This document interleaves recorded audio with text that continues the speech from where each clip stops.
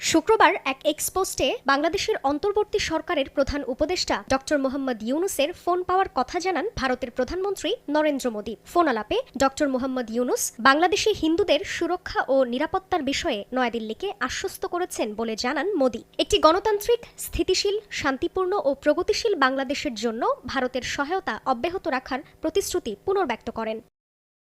ফোনালাপের বিষয়টি নিশ্চিত করে এক বিবৃতিতে প্রধান উপদেষ্টার কার্যালয়ের পক্ষ থেকে বলা হয়, বাংলাদেশের জনগণের স্বার্থে ঘনিষ্ঠ প্রতিবেশী বন্ধু হিসেবে কাজ করে যাওয়ার কথা জানিয়েছে ভারত।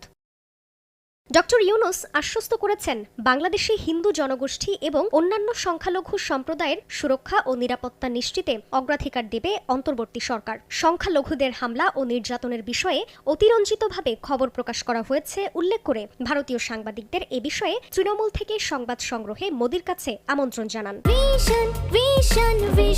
100% কপার কন্ডেন্সারে তৈরি ভিশন ফ্রিজ, তাই গুণে মানে অটুট থাকে বছরের পর বছর। আমি মোহাম্মদ ইউনুস। ছাত্র জনতার আন্দোলনের মুখে শেখ হাসিনা সরকারের পতনের পর ৮ আগস্ট ডক্টর মোহাম্মদ ইউনুসকে প্রধান উপদেষ্টা করে বাংলাদেশে অন্তর্বর্তী সরকার গঠন করা হয়। শপথ নেয়ার পরপরই তাকে শুভেচ্ছা জানিয়ে এক্সে পোস্ট করেন ভারতের প্রধানমন্ত্রী নরেন্দ্র মোদী। নিরাপত্তা বিধান করিব। জান্নাতুল সাদিয়া, সময় সংবাদ।